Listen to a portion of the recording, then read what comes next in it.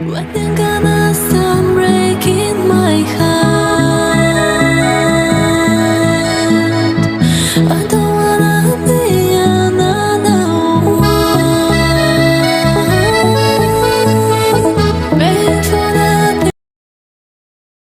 Assalamualaikum warahmatullahi wabarakatuh. Pada kesempatan kali ini, kami akan menjelaskan tentang rekonsiliasi fiskal dan positif oleh kelompok 7 yang beranggotakan Devi, Loli Hadisa, Desi Sulastri, dan saya Salina. Langsung saja untuk materi yang pertama akan dijelaskan oleh Loli Hadisa. Baiklah, apa itu rekonsiliasi fiskal?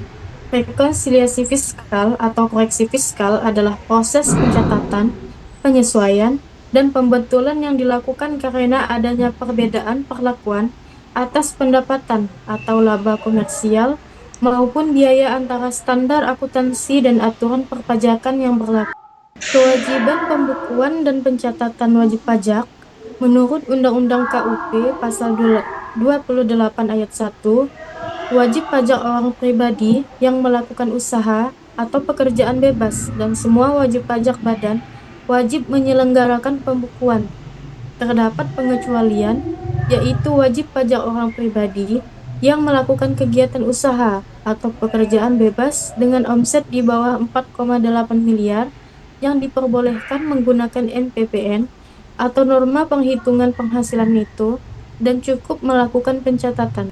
Baik, untuk pemateri yang kedua, kami persilahkan. Tujuan rekonsiliasi fiskal. Yang pertama, sebagai alat untuk memenuhi rancangan laporan keuangan. Agar rancangan laporan sesuai dengan aturan dan regulasi yang berlaku, maka perusahaan wajib melakukan koreksi fiskal untuk dapat memastikan tidak adanya kerancuan dan ketidaksesuaian pada laporan yang dibuat. Yang kedua, meminimalisir kesalahan perhitungan pajak. Kesalahan dalam perhitungan pajak dapat merugikan perusahaan. Oleh sebab itu, perusahaan harus lebih teliti dalam rekonsiliasi fiskal dengan informasi transaksi serta penghasilan yang sesuai. Lanjut. Jenis-jenis rekonsiliasi fiskal. Yang pertama, beda tetap atau permanent different. Rekonsiliasi beda tetap adalah jenis rekonsiliasi fiskal yang terjadi karena adanya transaksi yang sudah diakui oleh wajib pajak sebagai biaya atau penghasilan atau biaya sesuai standar akuntansi keuangan. Rekonsiliasi jenis ini adalah perbedaan antara laba yang dikenakan pajak dengan laba akuntansi yang belum terkena pajak yang muncul karena transaksi tidak bisa terhapus otomatis di periode lain menurut Undang-Undang Perpajakan. Yang kedua yaitu beda waktu, time different. Beda waktu terjadi karena faktor perbedaan waktu pengakuan baik penghasilan maupun biaya antara sistem akuntansi dan sistem perpajakan. Dalam hal ini, pengakuan penghasilan pada akuntansi komersial diterima setelah lebih dari 1 tahun, sedangkan menurut Undang-Undang Perpajakan, penghasilan tersebut harus diakui pada saat yang diterima sekaligus. Next.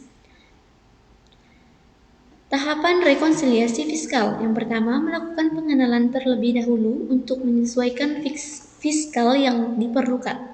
Yang kedua, melakukan analisa elemen yang sesuai agar bisa menentukan pengaruh elemen tersebut terhadap laba usaha yang sudah terkena pajak. Yang ketiga, melakukan koreksi fiskal dengan cara memantau angka-angka koreksi fiskal positif dan negatif. Yang keempat, membuat susunan laporan keuangan berdasarkan fiskal yang nantinya digunakan sebagai lampiran SPT tahunan pajak penghasilan. Lanjut untuk pemateri yang selanjutnya. Selanjutnya yaitu koreksi fiskal positif. Koreksi fiskal positif adalah koreksi pajak yang dapat menyebabkan tambahan penghasilan kena pajak dan hutang pajak penghasilan. Adapun penyebab terjadinya koreksi fiskal positif, yang pertama, biaya yang dibebankan atau dikeluarkan untuk kepentingan pribadi, wajib pajak, atau orang yang menjadi tanggungannya. Yang kedua, dana cadangan. Yang ketiga, penggantian atau imbalan sehubungan dengan pekerjaan atau jasa yang diberikan dalam bentuk natura atau kenikmatan. Yang keempat, jumlah yang melebihi kewajaran yang dibayarkan kepada pihak yang mempunyai hubungan istimewa sehubungan dengan pekerjaan yang dilakukan. Yang kelima, harta yang dihibahkan, bantuan dan atau sumbangan. Yang keenam, pajak penghasilan. Ketujuh, gaji yang dibayarkan kepada pemilik. 8. Sanksi administrasi. 9. Selisih penyusutan atau amortisasi komersial di atas penyusutan atau amortisasi fiskal. Yang terakhir yaitu biaya untuk mendapatkan, menagih, dan memelihara penghasilan yang dikenakan PPh final dan penghasilan yang tidak termasuk objek pajak. Baik, materi yang terakhir akan dijelaskan oleh saya. Penerapan rekonsiliasi pada pos biaya.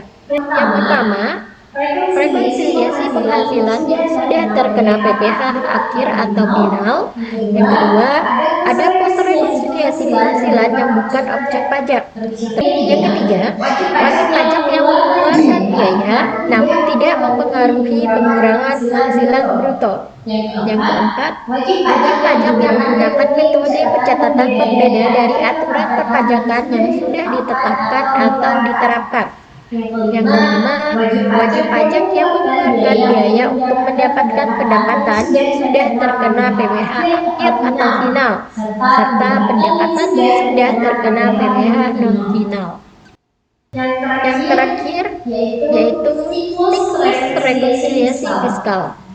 Siklus dimulai dari laba akuntansi, yaitu laba yang diperoleh dari laporan laba rugi yang berdasarkan dengan standar akuntansi keuangan atau PSAK. Laba ini masih merupakan laba komersial dan belum disesuaikan dengan ketentuan perpajakan.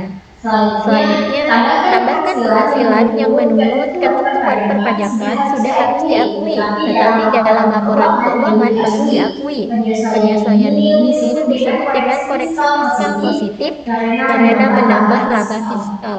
Setelah itu, kurangi penghasilan yang menurut undang-undang perpajakan atau PPh bukan merupakan objek pajak, sehingga tidak dikenakan pajak.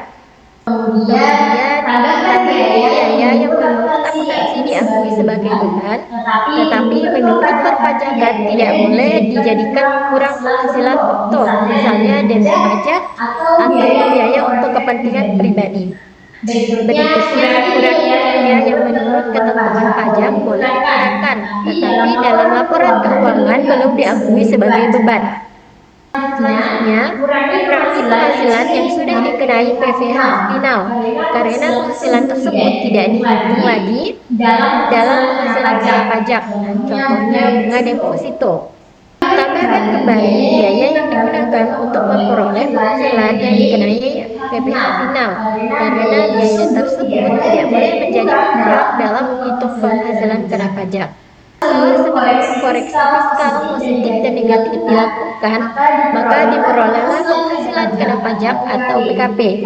PKP inilah yang menjadi dasar perhitungan pajak penghasilan atau PPh badan.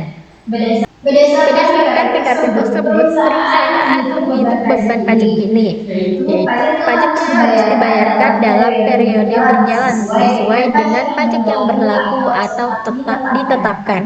Tahap terakhir adalah mencatat pajak tangguhan apabila terdapat perbedaan waktu atau temporer antara kelakuan menurut akuntansi dan kelakuan menurut perpajakan. Pencatatan ini dilakukan sesuai dengan PSAK 46. Sekian informasi yang dapat kami sampaikan pada kesempatan kali ini. Terima kasih sudah menonton. Kami ucapkan wabillahi taufiq wal hidayah. Wassalamualaikum warahmatullahi wabarakatuh.